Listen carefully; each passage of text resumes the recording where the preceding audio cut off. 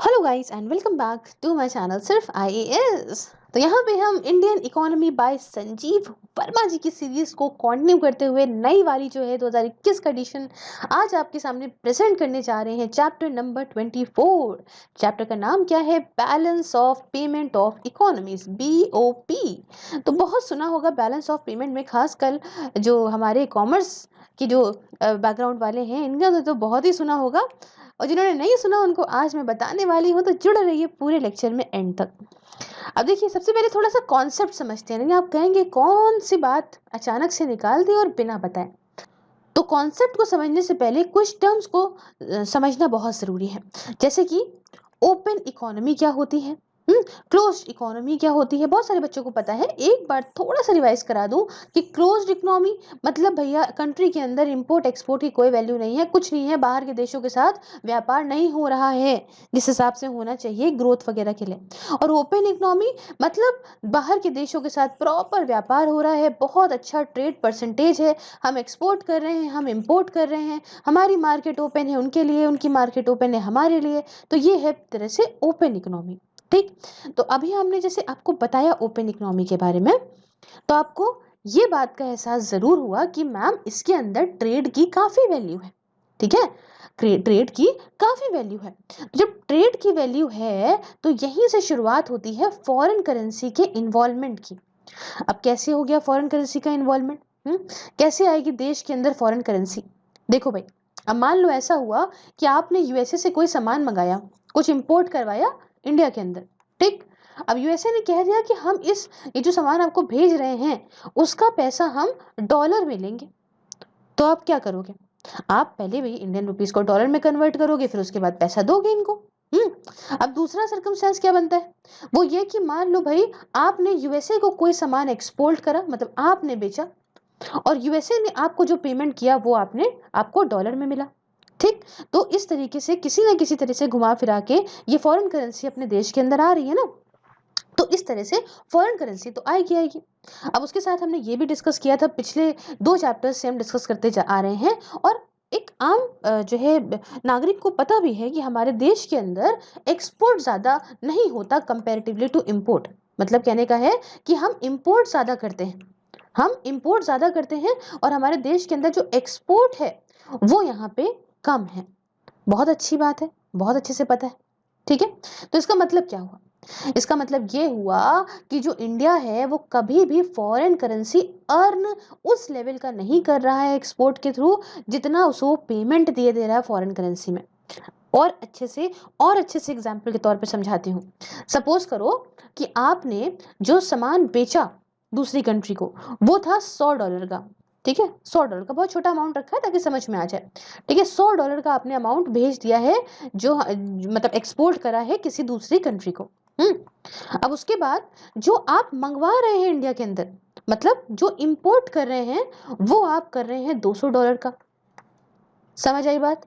तो अब $100 का एक्सपोर्ट कर रहे हैं, $200 का मंगवा रहे हैं, मतलब आपको जो पेमेंट मिल रहा है वो $100 मिल रहा है, लेकिन आप जो पेमेंट दे रहे हैं वो $200 दे रहे हैं। इसका मतलब क्या है कि सीधा सीधा की जो फॉरेन करेंसी आपके पास आ रही है वो आपके देश में टिक नहीं रही है, बल्कि उससे ज्यादा आप दे रहे हैं पेमेंट। इतनी बात को समझ रहे हैं ना आप, सिंपल सी। तो पहली चीज आप ये समझिए ओपन इकोनॉमी के टर्म में कि भैया उनकी एबिलिटी क्या है फॉरेन करेंसी को अर्न करने की। जैसे कि हमने यहाँ पे अर्न करा $100 और दे दिया $200, तो भाई कितनी हमारी एबिलिटी है? मान लो अगर हम यहाँ पे $300 अर्न करते और $100 का खाली हम इंपोर्ट करते, तो हमारे पास $200 एक्स्ट्रा हमारे पास रहता ना। ठीक है। तो ये चीज है ओपन इकोनॉमी के कि क्या आखिरकार एबिलिटी है फॉरेन करेंसी को अर्न करने की। सबसे पहला तो हमें यही समझना होगा कि वो एक्सपोर्ट करके कितना पैसा कमा लेती हैं, जिस फॉरेन करेंसी से जो जो उन्होंने फॉरेन करेंसी अर्न करी है उसी को दे दें, और अपने इंपोर्ट जो वो कर रही हैं अपनी ज़रूरतों के लिए उसका पेमेंट वो उसी एक्सपोर्ट वाली कमाई गई फॉरेन करेंसी से दे दें। समझ गए? That is criticality of export. इसे क्या पूरा बोलेंगे कि भाई क्रिटिकलिटी ऑफ एक्सपोर्ट, कि एक ओपन इकोनॉमी एक्सपोर्ट से कितना पैसा कमा रही है, कि भाई इतना पैसा कमा ले कि उसी पैसे में से कुछ पैसा वो अपने यहाँ जो इंपोर्ट करा रही है उसका पेमेंट करने में दे दे। आई होप बहुत अच्छे से क्लियरली आपको चीजें समझ में आ रही होंगी। ठीक है। और ये बिल्कुल जानी मानी बात है कि आप जानते हो भाई हम क्रूड पेट्रोलियम तो बाहर से मंगवाते हैं, इतना ज़्यादा हमारे देश में जनता बढ़ रही है, उससे हमारे जो पेट्रोलियम गुड्स हैं उनकी डिमांड भी बढ़ रही है। तो इंडिया क्या कर रहा है? इंडिया और इम्पोर्ट कर रहा है। तो इंडिया इतना ज़्यादा इम्पोर्ट कर रहा है क्रूड पेट्रोलियम की, जिसका पैसा भी हमें देना पड़ता है। ठीक है। अब जितना एक्सपोर्ट वगैरह की सारी दिक्कतें जो भी हैं हमारे देश के अंदर, सब हमने 23 वाले चैप्टर में कर ली हैं। तो प्लीज़ एक एक चैप्टर पढ़ते हुए आगे बढ़िएगा, क्योंकि सारे चैप्टर जैसे 23 वाला 22 से कनेक्टेड है, तो ऐसे सारे चैप्टर एक दूसरे से कनेक्टेड है। एकदम आउट ऑफ द बॉक्स अगर एक्सप्लेनेशन आ जाएगा तो परेशान हो जाएंगे आप। ठीक है। तब समझो यहाँ पे कि हम यहाँ पे बहुत ज़्यादा इम्पोर्ट करते हैं पेट्रोलियम को, क्योंकि हमारे देश की ज़रूरत है।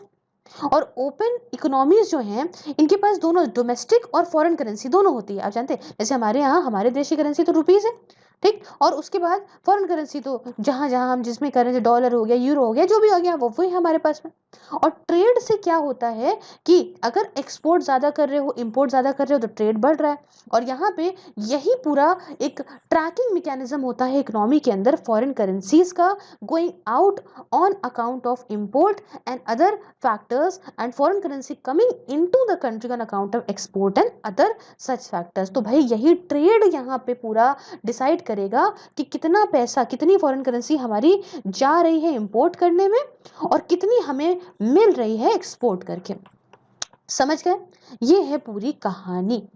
और इसी को ही कहते हैं balance of payments of a country. यही हो गया बैलेंस ऑफ पेमेंट। बहुत अच्छे से मैंने समझा दिया, समझे? अब ये एक अलग और इंडिपेंडेंट रिकॉर्ड होता है, मतलब एक सेपरेट और एक इंडिपेंडेंट रिकॉर्ड है, जिस रिकॉर्ड के अंदर सारे ट्रांजैक्शन जो है वो करे जाते हैं फॉरेन करेंसीज में एक देश के अंदर। समझे? और बैलेंस ऑफ पेमेंट कंट्री का यही बहुत इंपॉर्टेंस रखता है ओपन इकोनॉमीज के लिए, बहुत इंपॉर्टेंस।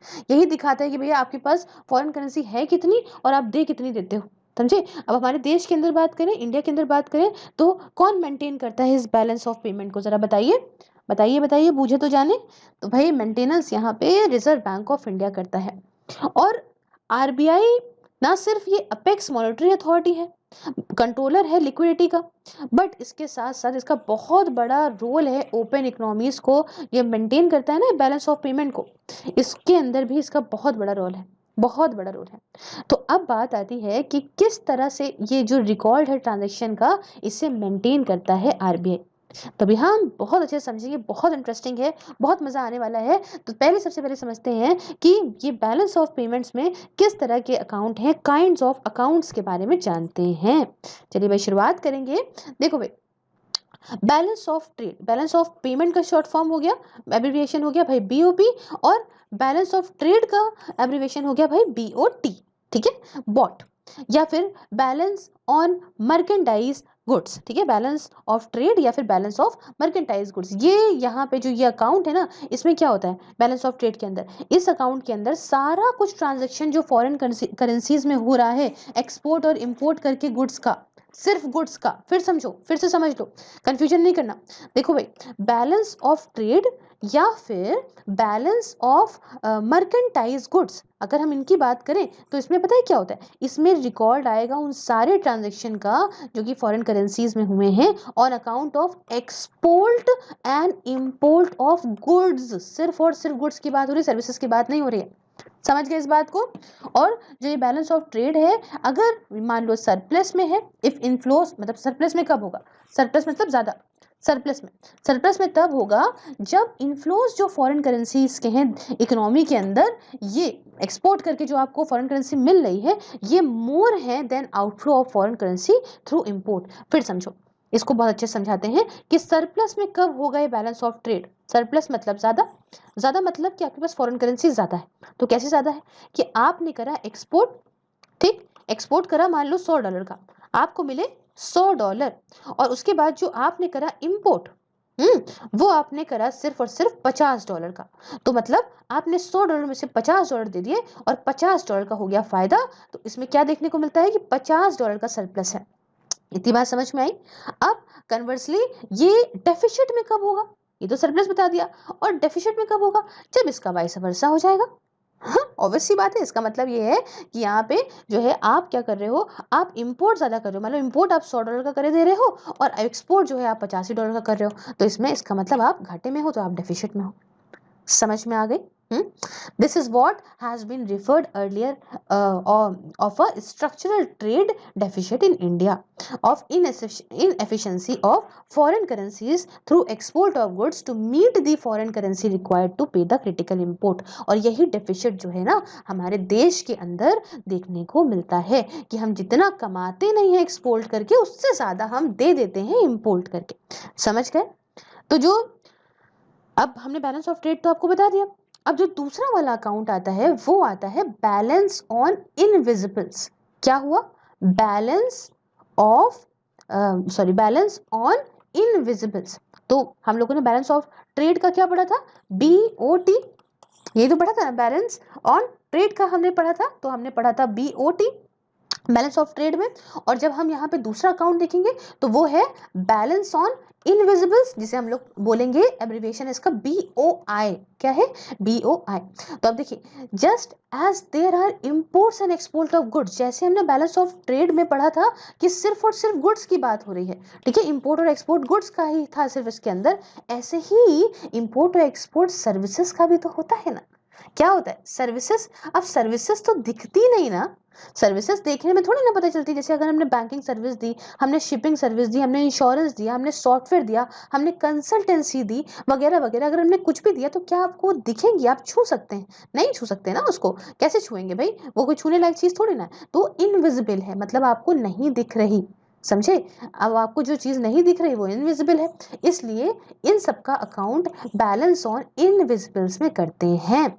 समझ में आई बात? तो इसलिए बैलेंस ऑफ इनविजिबल्स मेंटेन करता है रिकॉर्ड सारे ट्रांजैक्शन का फॉरेन करेंसीज में, जो इंपोर्ट और एक्सपोर्ट करके हम सर्विसेज में पाते हैं। आई होप आपको बहुत अच्छे से समझ में आ गया होगा, बहुत अच्छे से। क्यों? क्योंकि मेरा कॉन्सेप्ट बहुत अच्छे से क्लियर है। चलो भाई, अब दूसरे तरह के ट्रांजैक्शन क्या हो सकते हैं फॉरेन करेंसीज में, import and export of goods and services के अलावा? ठीक है, तो ये सारे के सारे कवर्ड होते हैं बैलेंस ऑफ इनविजिबल्स के अंदर। समझे? इतनी बात आपको समझ में आई? बहुत अच्छे से आपको समझ में आई होगी। तो मतलब यहाँ पे इन सब के अलावा जो भी यहाँ पे मामला आया वो सारा का सारा बैलेंस ऑफ इनविजिबल में आता है, और कुछ ट्रांजेक्शन्स की आपको और बातें मैं बता देती हूँ। ठीक है, तो चलिए आइए शुरू करते हैं। क्या है क्या नहीं है इसके अंदर? देखो, सबसे पहला है, ये स्क्रीन पे देख सकते होंगे, इनवर्ड एंड आउटवर्ड टूरिज्म। अब ये भी नहीं दिख रहा है ना आपको? कहाँ दिख रहा है? तो इनवर्ड और आउटवर्ड टूरिज्म। अब टूरिस्ट जो इंडिया के अंदर आ रहे हैं, जो इंडिया के अंदर आ रहे हैं, तो उनको क्या बोलोगे आप? इनवर्ड बोलोगे ना। अंदर आ रहे हैं तो इनवर्ड हो गए। हाँ, तो इसमें क्या होता है, इन लोगों को रुपीस की जरूरत पड़ेगी। अब एक बात बताइए, अगर ये बाहर से मान लो यूएसए से चले आए या किसी भी कंट्री से आ रहे हैं, मान लो यूरोप से आ रहे हैं, यूरो लेके चले आए अपने पास में, ठीक है, तो क्या ये आएंगे और हमारे यहाँ की मिठाई की दुकान पे कहेंगे भाई सुनो मुझको ना 10 यूरो की काजू कतरी देना, तो क्या मिठाई वाला दे देगा? वो कहेगा पैसा दे, रुपया, हमारे पास रुपया मांगता है बाबा, ये कहाँ यूरो पीरो दे रहे हो। ठीक है, तो जो भी टूरिस्ट इंडिया के अंदर आते हैं, इनको क्या होता है कि ये यहाँ पे खर्चा जो पैसा करते हैं वो रुपीस में करते हैं। ठीक है, तो इनको एक्सचेंज कराना पड़ेगा अपनी फॉरेन करेंसी को रुपीस में, चाहे वो जहाँ की भी डॉलर लेकर आएंगे तो डॉलर को रुपीस में कन्वर्ट कराना पड़ेगा, यूरो लेकर आएंगे तो यूरो को, कोई भी होगी तो उसे रुपीस में कन्वर्ट कराना पड़ेगा। ठीक है, तो ये इनवर्ड वाला सीन हो गया जो हमारे यहाँ टूरिस्ट आ रहे हैं। अब मान लीजिए जो हमारे इंडियंस हैं वो भाई साहब चले टांग उठा के घूमने फॉरेन, तो अब्रॉड जब जाएंगे तो इसका मतलब क्या हो गया, हम जा रहे हैं तो इसका मतलब आउटवर्ड। तो जब आउटवर्ड टूरिज्म हो रहा है तो हमें क्या जरूरत पड़ेगी, हमें फॉरेन करेंसी की जरूरत पड़ेगी। तो सेम काम हम करेंगे, मतलब हमारा जो रुपया है उसे हम कन्वर्ट कराएंगे जो भी फॉरेन करेंसी है जिस देश में हम जा रहे हैं उसमें। ठीक है, तो इसको हम बोलते हैं inward and outward tourism. I hope आपको क्लियर हुआ होगा। अब आई बात दूसरी, तो वो आता है इनवर्ड एंड आउटवर्ड रेमिटेंसेस। अब ये भी समझ लेते हैं रेमिटेंसेस क्या होती है। देखो भाई, बहुत सारे इंडियंस, बहुत सारे का मेरा मतलब करीब 35 मिलियन ये इंडियंस जो हैं वो ओवरसीज रह रहे हैं, हमारे देश से बाहर रह रहे हैं, अलग अलग कंट्रीज में रह रहे हैं, और इनको हम इंडियन डायस्पोरा भी बोलते हैं। क्या बोलते हैं? इंडियन डायस्पोरा, कि भैया हैं वो इंडियन और लेकिन बाहर रह रहे हैं, किसी भी वजह से रह रहे हो, काम कर रहे हैं, जो भी कर रहे हैं, अपना बाहर रह रहे हैं। और बहुत सारे क्या करते हैं, इनमें से बहुत सारे इंडियंस ऐसे हैं जो अपनी फैमिली को जो है पैसा भिजवाते हैं इंडिया के अंदर। अब मान लो केरला में बहुत सारे इंडियंस हैं जो केरला से काम करने बाहर जाते हैं और वहां से क्या करते हैं, जो पैसा कमाया वो पैसा केरला में भेजते हैं। ठीक है, तो एक एग्जाम्पल दे रही हूँ, तो क्या हुआ है कि वो जो पैसा बाहर कमा रहे हैं वो इंडिया के अंदर भेज रहे हैं ना पैसा। तो जैसे ये जो अर्निंग इनकी फॉरेन करेंसी में है, तो ये भेजेंगे जब पैसा भेजेंगे फॉरेन करेंसी में, तो इसका मतलब होता है इनवर्ड रेमिटेंसेस। रेमिटेंसेस मतलब जो पैसा आ रहा है, ठीक है, ये जो फॉरेन वाला जो पैसा है, तो भैया क्या है इनवर्ड रेमिटेंसेस का मतलब कि फॉरेन में जो हमारा इंडियन डायस्पोरा है, वो जब हमारे इंडिया के अंदर अपनी फैमिली को या किसी वजह से पैसा भेजता है, तो हम बोलते हैं इनवर्ड, मतलब पैसा आ रहा है, समझ गए। और इसको जब उनकी फैमिली पा जाएंगी तो क्या होगा भैया, एक्सचेंज कर लेंगे, जाएंगे इंडियन रुपीस में एक्सचेंज कर लेंगे, तो क्या होगा कि ये फायदा हो जाएगा। अब सेम तरीके से जो फॉरेनर्स हमारे इंडिया के अंदर रह रहे हैं, अब ऐसा थोड़ी ना है कि सिर्फ जो है वही रहता है, आप हरिद्वार चले जाइए तो फॉरेनर्स कितने सारे आपको मिल जाएंगे। तो फॉरेनर्स जो हमारे इंडिया के अंदर रह रहे हैं, अब वो भी कुछ पैसा कमा रहे होंगे, और ऐसा हो सकता है कि वो पैसा जो है वो अपने देश में भेजें, जो भी कमाए। तो जो अपने देश में भेजेंगे उसे हम बोलेंगे आउटवर्ड रेमिटेंसेस। इतनी बात समझ में आ गई।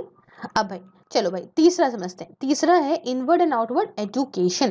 तो एजुकेशन में क्या है, देखिए यहाँ पे आप देख रहे हो कि अब इंडियन स्टूडेंट्स जो हैं, हमारे देश के बच्चे जो हैं, अब हायर एजुकेशन के लिए अब्रॉड जाने लग गए हैं, ठीक है, हायर एजुकेशन के लिए अब्रॉड जाने लग गए हैं, और इसे ही हम लोग बोलते हैं, हमारे यहाँ के बाहर जा रहे हैं ना, इसको बोलते हैं आउटवर्ड एजुकेशन। क्लियर है। और इनको यहाँ पे इसके लिए इनको फीस वगैरह देने के लिए इनको फॉरेन करेंसी की जरूरत पड़ती है, इसलिए फिर वो रुपीस को उस पर्टिकुलर करेंसी में कन्वर्ट कराते हैं, जिस करेंसी में इनको जो है जहाँ पे भी ये पढ़ने जा रहे होते हैं उस करेंसी में कन्वर्ट कराते हैं। और सेम तरीके से क्या हुआ कि फॉरेन स्टूडेंट जब इंडिया के अंदर पढ़ने आते हैं, अगर मान लीजिए, तो क्या हो गया, ये इनवर्ड एजुकेशन हो गई, और इसमें वो लोग क्या करते हैं, अपनी करेंसी को, मतलब उस फॉरेन करेंसी को खर्चा वगैरह करने के लिए इंडिया में रुपीस में कन्वर्ट कराते हैं, समझे। अब इनको फॉरेन करेंसी की जरूरत तो है नहीं भाई, तो उसमें कर पाएंगे। फर्दर दे में also need of foreign currency for overseas medical treatment. तो ये कुछ कहानी होती है। अब इतना कुछ समझ लो, इतना सब समझ में आ गया। अब सारे कुछ ट्रांजेक्शन से ये पता चलता है कि यहाँ पे एक नेट इफेक्ट होगा। नेट इफेक्ट तो होगा ना, कि भाई कितना पैसा आ रहा है और कितना पैसा जा रहा है। तो अब नेट निकालोगे ना कि भाई 100 रुपए आ रहा है और 200 रुपए जा रहा है, तो भाई हम माइनस में चल रहे हैं, 200 रुपए आ रहा है और 100 रुपए जा रहा है, तो हम प्लस में चल रहे हैं। तो समझ में आई बात। तो इस तरीके से अगर चलता है तो पॉजिटिव और नेगेटिव देखने को मिलता है, कुछ ना कुछ डिपेंड करता है कि क्या ट्रांजेक्शन ज्यादा है। मतलब पैसा आ ज्यादा रहा है तो हम पॉजिटिव में है, और पैसा हमारे यहाँ से जा ज्यादा रहा है तो इसका मतलब नेगेटिव में चीजें चल रही। चलो और अच्छे से एग्जाम्पल से बताती हूँ। एग्जाम्पल के तौर पे नेट टूरिज्म जो है पॉजिटिव तब होगा जब बाहर के टूरिस्ट जो हैं वो यहाँ खूब सारे आए और फॉरेन करेंसीज लेकर आए और यहाँ पे एक्सचेंज कराए रुपीस में। तो मान लो कि खूब सारे आए और यहाँ पे $1 लाख को उन्होंने क्या करा कि रुपीस में कन्वर्ट कराया, और क्या कहते हैं यहाँ पे आके खूब खर्चा करा। और जो इंडियंस गए फॉरेन, ठीक है, उन वो सिर्फ और सिर्फ गए, तो उन्होंने कुछ नहीं, उन्होंने सिर्फ $50,000 वहां पे जो है कन्वर्ट, अपना रुपीस जो है वो कन्वर्ट जब कराया तो $50,000 ही हो पाए थे। तो इसका मतलब कि हमारे यहाँ $50,000 का एक्स्ट्रा आ गया सामान। तो समझ लो, तो इसमें क्या हो गया कि ये पॉजिटिव है, और वाइस वर्सा अगर ले लें तो डेफिशिएट हो जाएगा। ऐसे ही समझ लो, यही हर जगह लगा लो कि एजुकेशन में भी बच्चे जो जा रहे हैं, अगर मान लो ज्यादा खर्चा कर रहे हैं कंपेरेटिवली टू आने वाले, तो इसका मतलब हम नेगेटिव में है, नहीं तो हम पॉजिटिव में।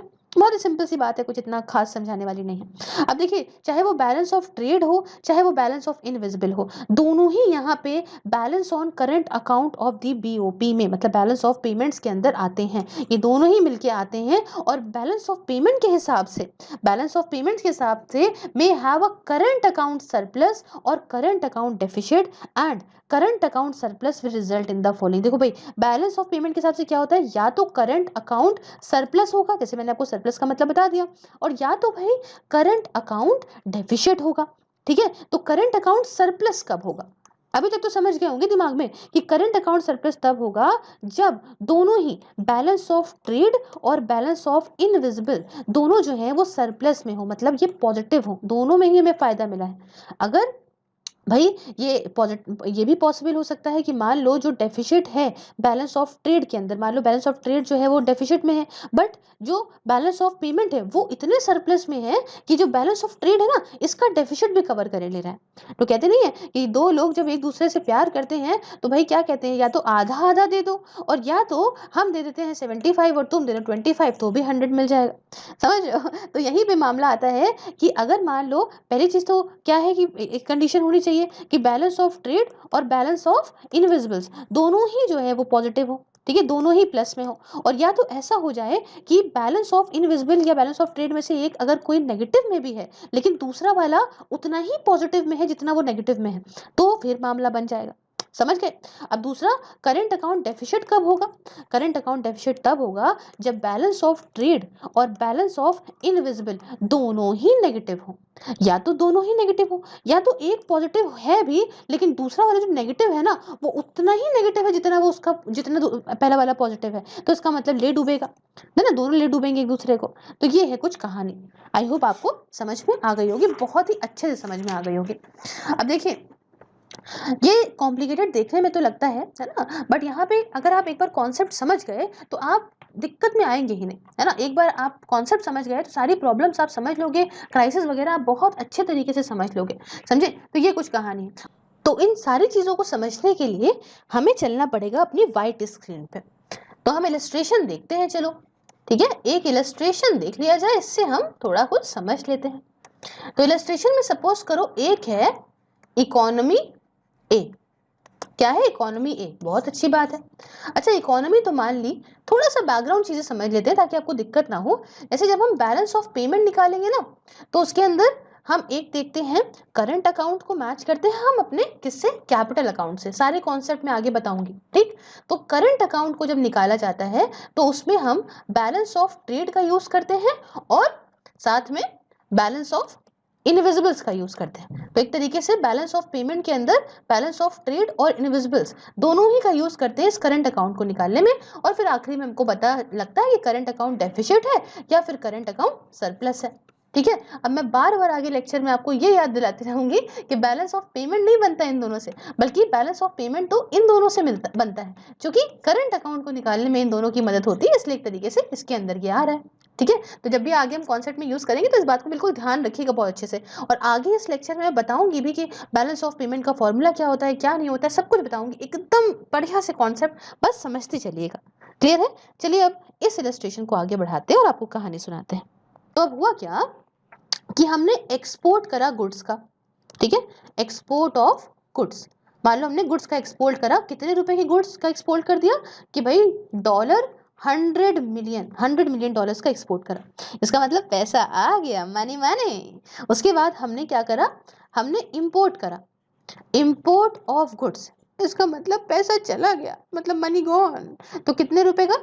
डॉलर 250। तो 200 मिलियन डॉलर का हमने मान लो इंपोर्ट कर लिया। तो इसका मतलब आमदनी 98 और खर्चा रुपया।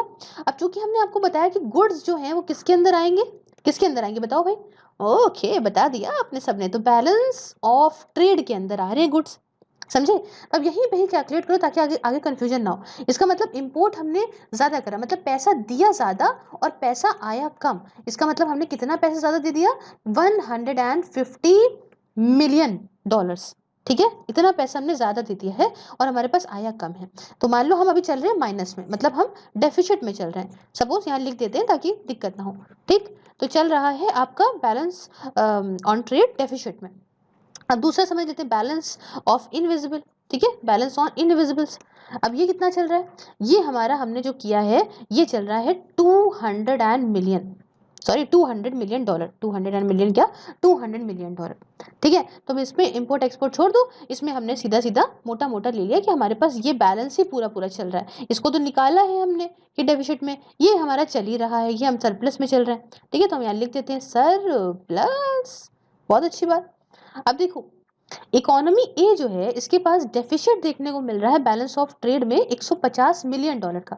बट जो हम करंट अकाउंट सरप्लस देखें वो हमारे पास 50 मिलियन का है। कैसे है 50 मिलियन का? देखो, क्योंकि हमारे पास ये जो बैलेंस और इनविजिबल था वो हमारे पास 200 मिलियन डॉलर सरप्लस में था।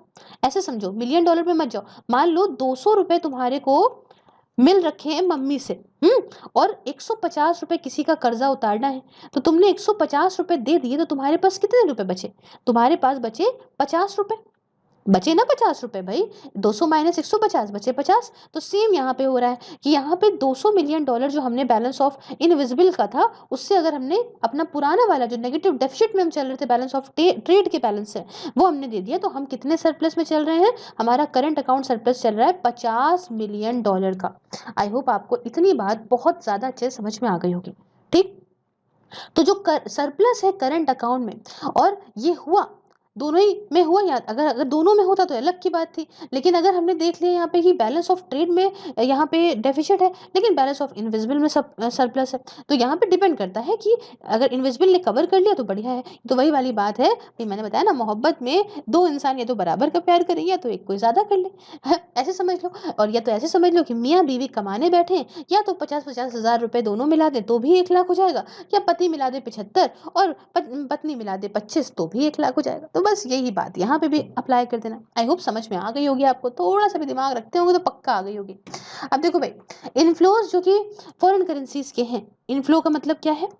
इनफ्लो का मतलब क्या है दसो? इनफ्लो का मतलब है कि कंट्री में पैसा आ रहा है।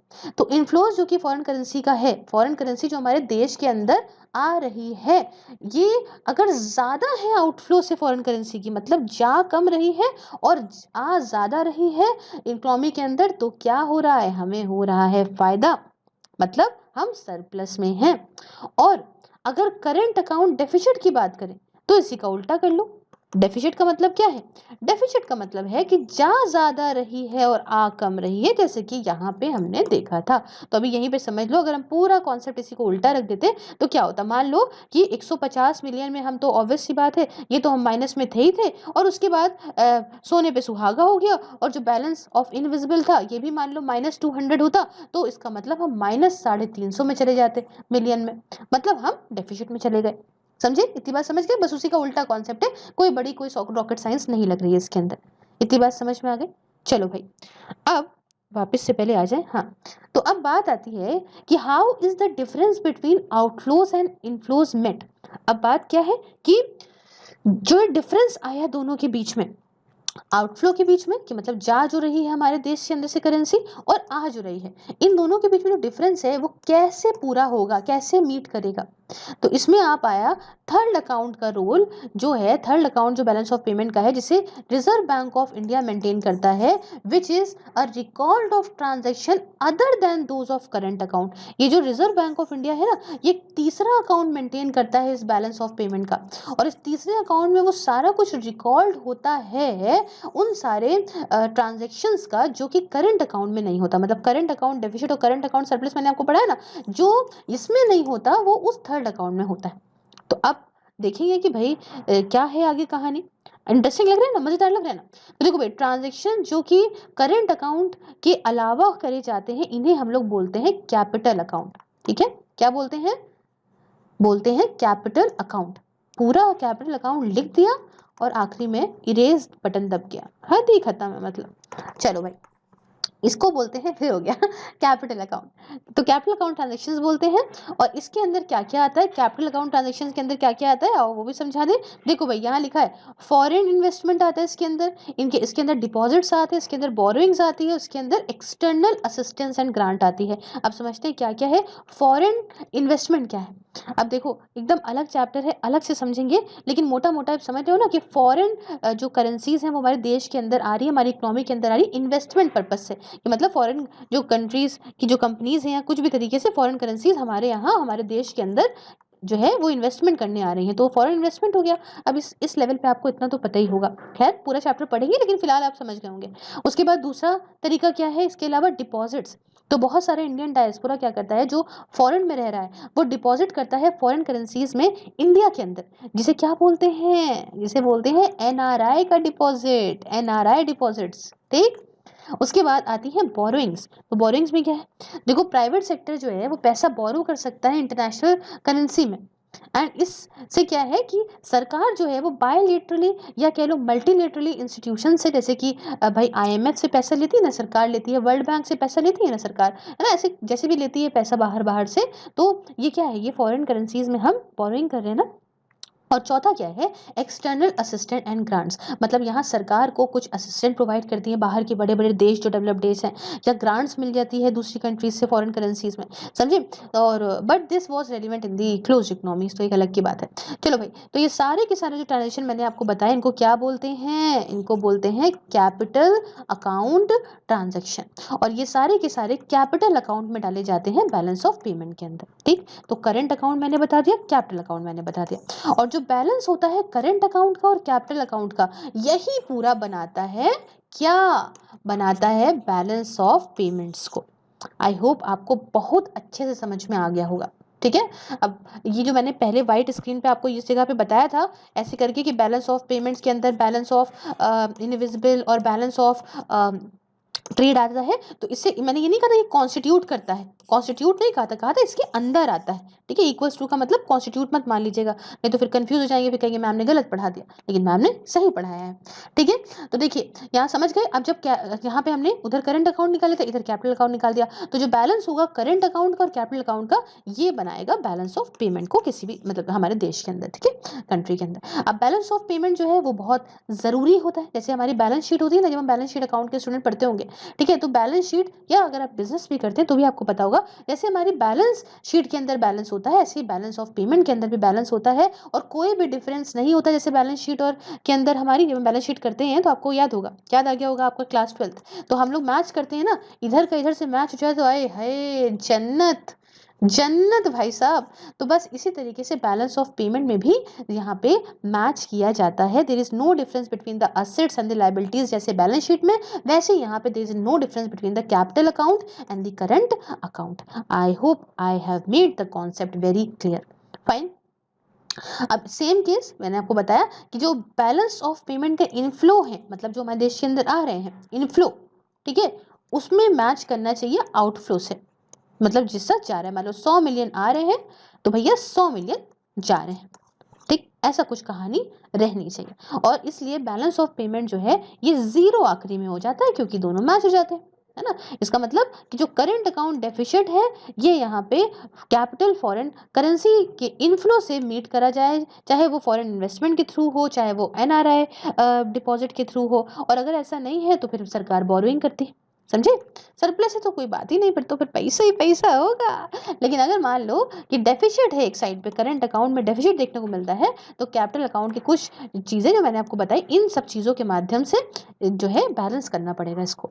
हालांकि जो बैलेंस ऑफ पेमेंट है कैन ऑल्सो बी जीरो। अब तब कुछ और केसेस में भी जीरो हो सकता है, जैसे कि यहाँ पे मान लो करंट अकाउंट सरप्लस है ना, तो जो एक्स्ट्रा वाला पैसा आया है, ठीक है, तो उसमें आप क्या कर दो, तो आप जो है the excess inflows going to augment the foreign exchange reserves, foreign exchange reserve के तौर पे चला जाएगा।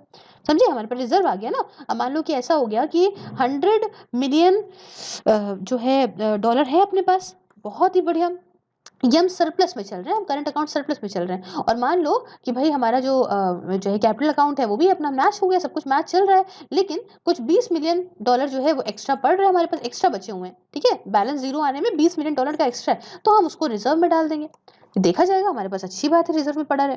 और दूसरा केस भी हो सकता है, जैसे मान लीजिए कि करंट अकाउंट डेफिसिट है, सरप्लस तो बता दिया, लेकिन मान लीजिए करंट अकाउंट डेफिसिट है but sufficient capital inflows other than borrowings to wipe the deficit. मतलब सीधी बात कि हमारे पास इतना जो है इनफ्लो आ रहा है, कैपिटल इनफ्लो इतना है, ये बोरोइंग के अलावा बाकी हमारे पास कैपिटल इनफ्लो इतना है कि हमारा जो करंट अकाउंट डेफिसिट है वो पूरा हुआ जा रहा है, ठीक है। तो इन कहानियों में भी यहाँ पे बैलेंस ऑफ पेमेंट जीरो हो जाता है। तो यहाँ बैलेंस ऑफ पेमेंट को देख के अगर हम कहें कि यहाँ पे ये पॉसिबल नहीं है कि आप बता लो कि इकोनॉमी की हेल्थ कैसी है ट्रेड के फ्रंट पे, है ना, कि अगर हम ऐसे देख लें खाली कि भाई thus by looking at balance of payment it is not possible to comment on the health of the economy on the trade front of whether there is current account deficit और करंट अकाउंट सरप्लस। तो तुम balance of payment को देख के नहीं बता सकते हो कि भाई एक इकोनॉमी के अंदर करंट अकाउंट डेफिसिट चल रहा है या करंट अकाउंट सरप्लस चल रहा है। क्यों? क्योंकि बैलेंस ऑफ पेमेंट तो किसी भी तरह से कर ही दिया गया है, बैलेंस ऑफ पेमेंट तो करना ही है, समझे। ये तो एक तरह से हो गया कि भाई ये तो जीरो करेंगे ही, कैसे भी हम मैच करवाएं। और बैलेंस ऑफ पेमेंट ये पूरी तरह से एक अकाउंट है इनफ्लोज का और आउटफ्लोज का फॉरेन करेंसी की, और किस तरीके से इनफ्लोज और आउटफ्लोज हो रहे हैं करंट अकाउंट में, इसे मैच करता है। तो पूरी अगर आपको पिक्चर देखनी है, पूरी कहानी समझनी है, तो आपको करंट अकाउंट जो कि बैलेंस ऑफ पेमेंट का है उससे समझनी पड़ेगी। आई होप आपको बहुत अच्छे से क्लियर हो गया होगा। कोई दिक्कत हो आप मुझे कमेंट बॉक्स में पूछ सकते हो, ठीक है। As an open economy the balance on current account of economies become extremely relevant. तो ओपन इकोनॉमी के तौर पे करंट अकाउंट का क्या बैलेंस चल रहा है ये बहुत इंपॉर्टेंट हो जाता है। मान लीजिए ऐसी इकोनॉमी जो है जिसमें करंट अकाउंट डेफिसिट चल रहा है 100 मिलियन डॉलर का, तो इसका मतलब कि कैपिटल यहाँ पे इनफ्लोज है ही नहीं। और किस तरह से सरकार कैरी करेगी भाई, भाई उसको चाहिए फॉरेन करेंसी मैच करने के लिए अपने डेफिसिट को, तो क्या होगा?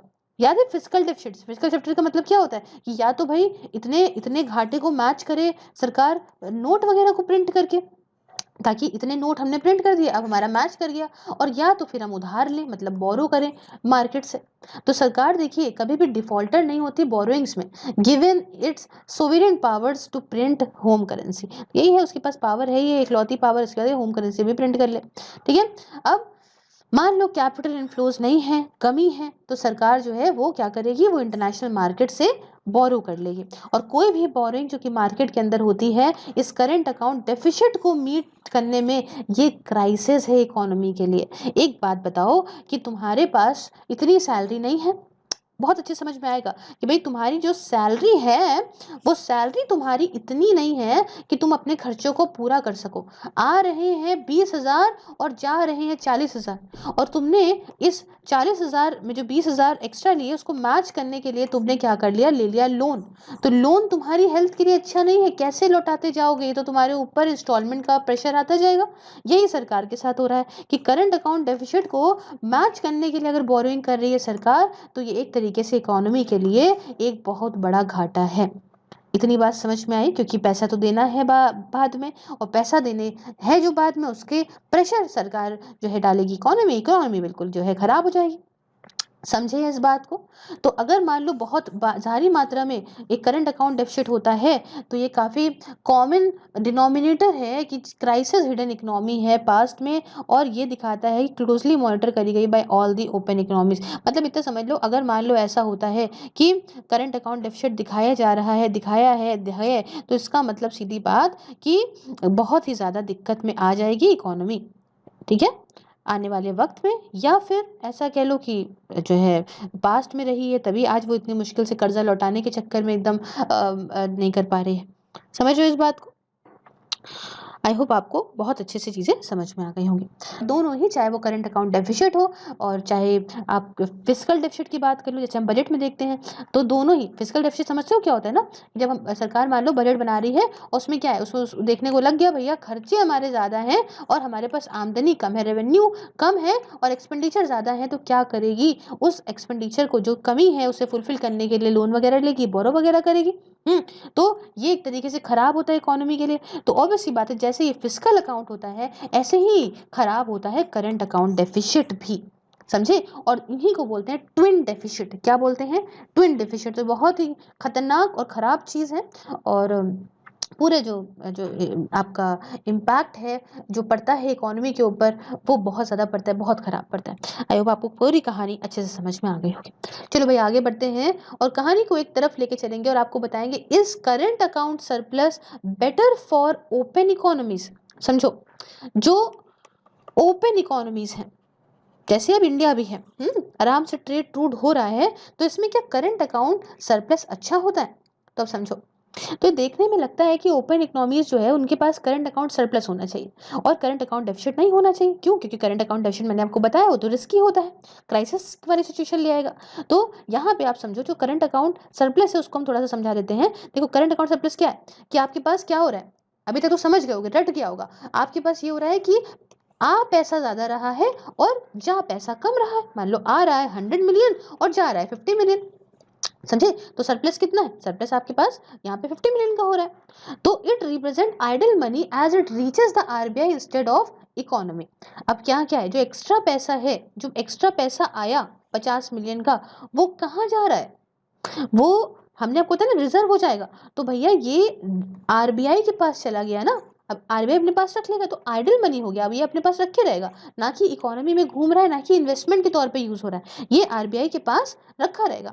तो it is idle because it is not being absorbed in the economy. क्यों आइडल है? क्योंकि इकोनॉमी के अंदर आ नहीं रहा है, और which is possible in an over invested economy और economies with little investment opportunities. ये कहाँ पे देखने को मिलती है चीजें मालूम है? कि मान लो कि जरूरत है किसी इकोनॉमी को $100 मिलियन की, और वहां पे इन्वेस्टमेंट दे दिया गया, डाल दिया गया, आ गया $200 मिलियन का। तो क्या हो रहा है, ऐसी इकोनॉमीज में जहां पे जरूरत से ज्यादा इन्वेस्टमेंट आ गया, ये कंडीशंस वहीं देखने को मिलती हैं। और कोई भी एक्स्ट्रा जो इन्वेस्टमेंट आता है ऐसी इकोनॉमीज में, उससे ग्रोथ नहीं बढ़ती, बट सिर्फ और सिर्फ फ्यूल करता है ये आपका इन्फ्लेशन को। मतलब इन्फ्लेशन क्यों बढ़ेंगे, फिर वही बात, फिर समझो इस कॉन्सेप्ट को समझने के लिए इन्फ्लेशन को समझना बहुत जरूरी है। इन्फ्लेशन क्या होता है कि rise in the prices of goods and services. तो रेट टू मेजर वाला है कि rate to measure the rise in the prices of goods and services.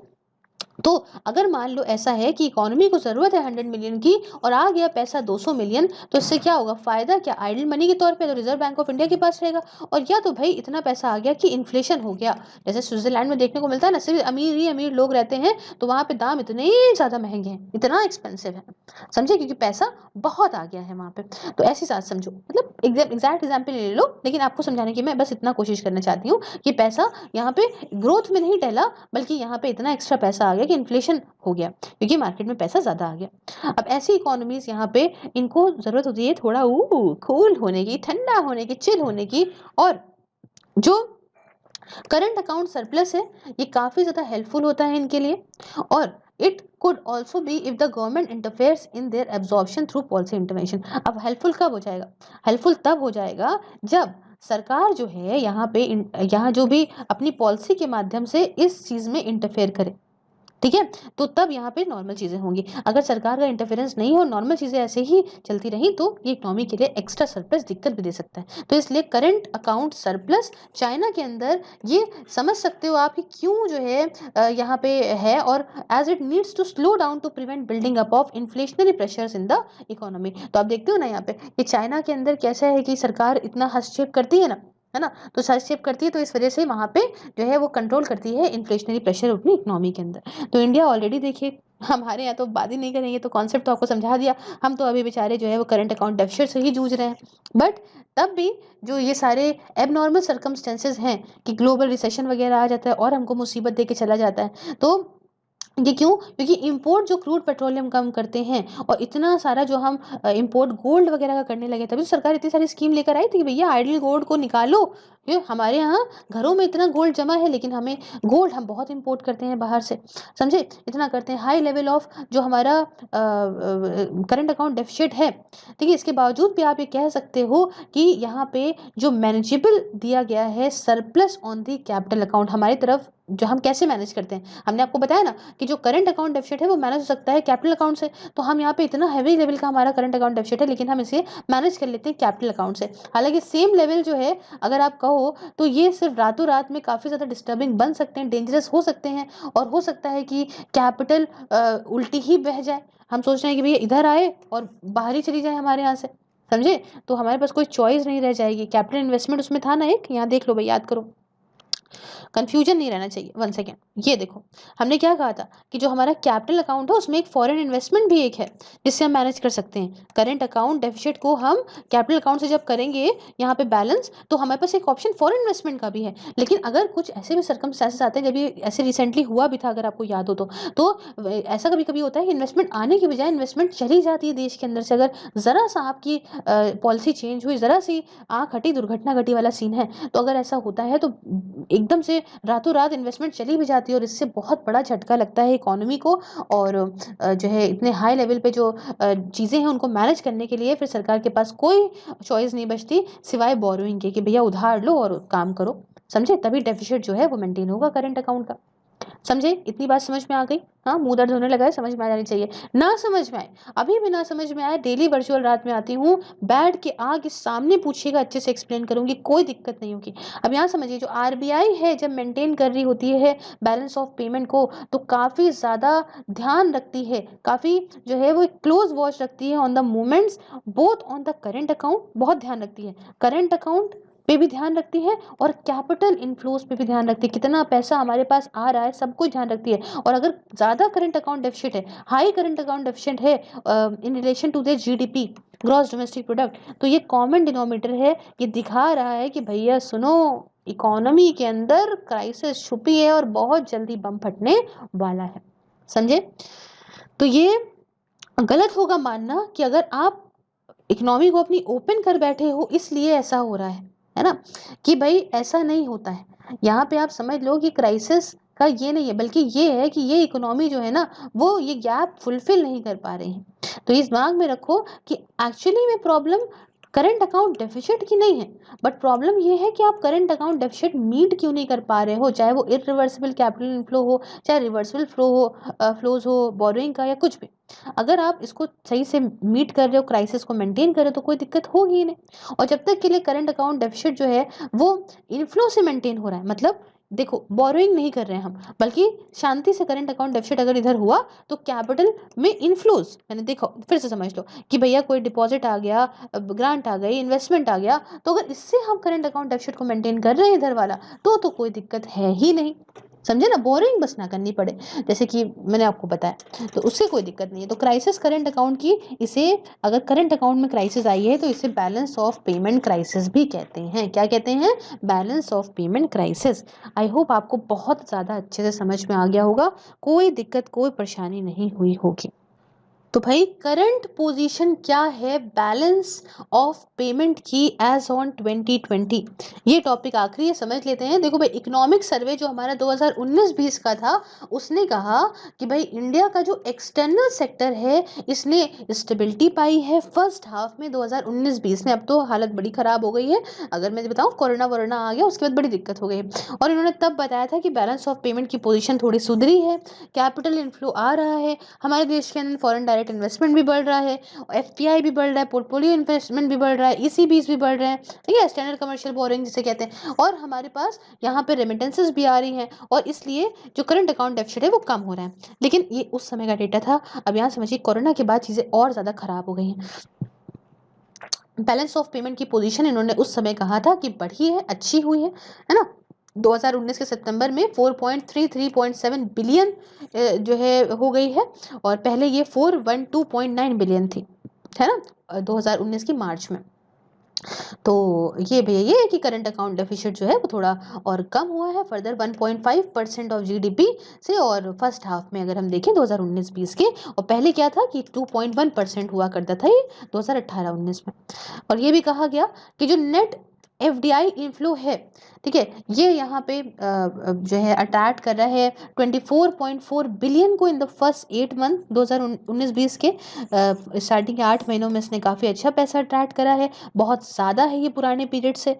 और यही सारे जो है वो सब दिए गए हैं, इसके अंदर डेटा दिया गया और कुछ नहीं है। फिर ये भी इन्होंने कहा कि इंडिया का फॉरेन रिजर्व ये भी आपका कंफर्टेबली जो है वो 461.2 बिलियन डॉलर जो है 10 जनवरी 2020 को रहा, और एक्सटर्नल डेप्थ लेवल भी कम रहा हमारा, हमने कर्जा वगैरह भी कम लिया, 20.1% रहा जीडीपी का by the end of the सितंबर 2019। फिर उन्होंने ये भी आखिरी में कहा कि इंडिया का एक्सटर्नल डेप्थ लाइबिलिटीज टू जीडीपी बताएं, और डेप्थ एंड इक्विटी कंपोनेंट्स ये भी बढ़े हैं at the end of June 2019, ठीक है। तो इससे भी हमारे यहाँ एफडीआई आया है, और बहुत सारी ऐसे पोर्टफोलियो इनफ्लोज आए हैं, मतलब एफपीआई आया है, एक्सटर्नल कमर्शियल बोरोइंग्स आई, ये सारी तारीफें इन्होंने करी। अब अभी का प्रेजेंट की हालत थोड़ी गंभीर है, जैसा अपडेट होता जाएगा हम करंट अफेयर्स में इसको अपडेट करते रहेंगे। आई होप आपको पूरा पूरा चैप्टर बहुत अच्छे से समझ में आया होगा। So if you like the video, do like the video, share it with your friends, subscribe your channel सिर्फ IAS, and if you want to follow me on any of the social media platform, link is in the description. You can also watch these videos on Facebook, just like the page Sirf IAS, and also join my membership and enjoy the various perks. Thank you so much. Have a wonderful day ahead. Take care.